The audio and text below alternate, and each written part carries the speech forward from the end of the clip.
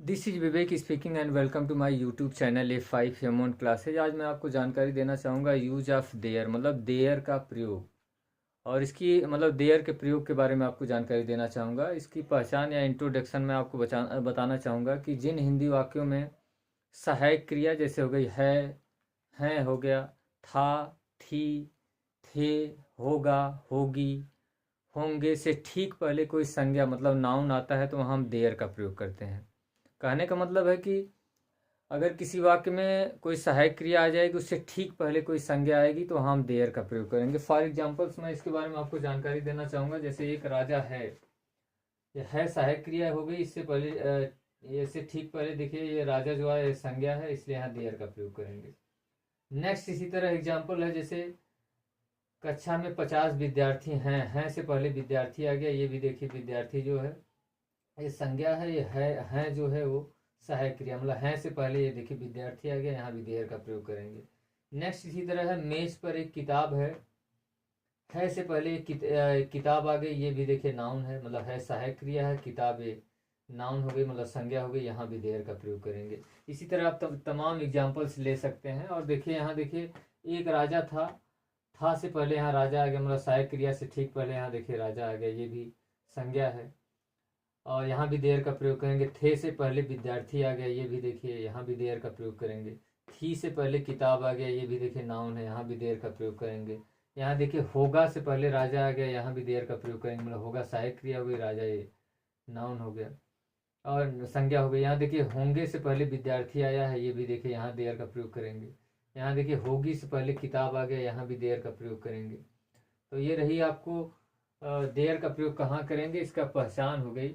और अगर मैं इसके अफर्मेटिव जो सेंटेंस होता है उसका अगर ट्रांसलेशन की बात करना चाहूँ, मतलब अफर्मेटिव सेंटेंस मतलब सकारात्मक वाक्य में, तो आपको मान लीजिए मैं यहाँ प्रेजेंट टेंस, पास्ट टेंस और फ्यूचर टेंस मतलब तीनों अलग अलग यहाँ लिख दिया हूँ। अगर यहाँ प्रेजेंट टेंस में अगर अफर्मेटिव के रूल की बात किया जाए तो सबसे पहले देयर, इज, उसके बाद आब्लिक आर, मतलब अगर एक वचन है तीज लगाई, बहुवचन है तो आर, उसके बाद संज्ञा की अंग्रेजी लिखिए प्लस अन्य सब मतलब जो बचेगा सब उसकी अंग्रेजी लिख दीजिए। ये तो रहा प्रेजेंट टेंस की बात। अगर पास्ट टेंस में यही होगा, रूल हो जाएगा there plus was were plus संज्ञा प्लस अन्य सब, मतलब अगर एक वचन है तो वाज लगाई, बहुवचन है तो वेयर लगाई। फ्यूचर टेंस में यह आ जाएगा देयर विल बी प्लस संज्ञा प्लस अन्य शब्द हो जाएगा, यहाँ विल बी लगाएंगे, यहाँ उसके बाद संज्ञा के अंग्रेजी अन्य शब्द लिख देंगे। मान लीजिए इसको अगर प्रेजेंट टेंस में अगर एक राजा है का अनुवाद अगर करेंगे मतलब ट्रांसलेशन करेंगे तो देयर इज अ किंग हो जाएगा।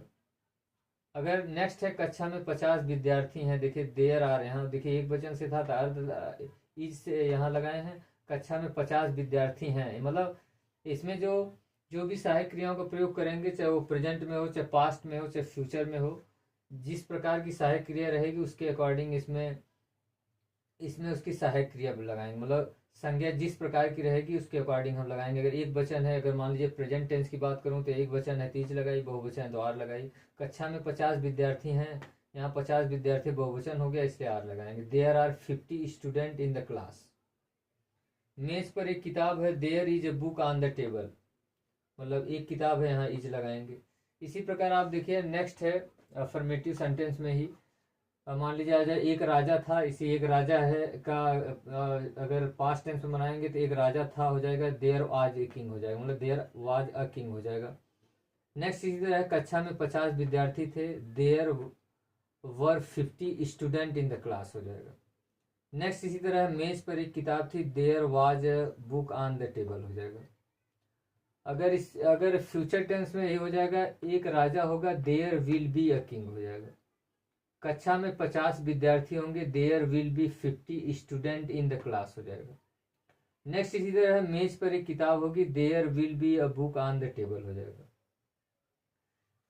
ये तो अफर्मेटिव सेंटेंस रहा। मान लीजिए अगर इसी को हम निगेटिव सेंटेंस में अगर बनाएंगे, चाहे वो प्रेजेंट का हो, चाहे पास्ट का हो या फ्यूचर टेंस का है, तो उसमें हम सहायक क्रिया के बाद नॉट लगा देंगे। मान लीजिए हो गया एक राजा है, इसका अगर निगेटिव बनाएंगे तो एक राजा नहीं है, there is not a king हो जाएगा। पास्ट टेंस में अगर इसमें कहेंगे एक राजा नहीं था, there was not a king हो जाएगा। अगर फ्यूचर में इसका बनाएंगे तो विल के बाद नॉट लगा देंगे, एक राजा नहीं होगा, there will not be a king हो जाएगा। नेक्स्ट इसी तरह है, अगर मान लीजिए प्रेजेंट में हो जाएगा, प्रेजेंट में हो जाएगा कक्षा में 50 विद्यार्थी नहीं हैं, there are not 50 student in the class हो जाएगा। पास्ट में ही हो जाएगा, कक्षा में 50 विद्यार्थी नहीं थे, there were not 50 student in the class हो जाएगा।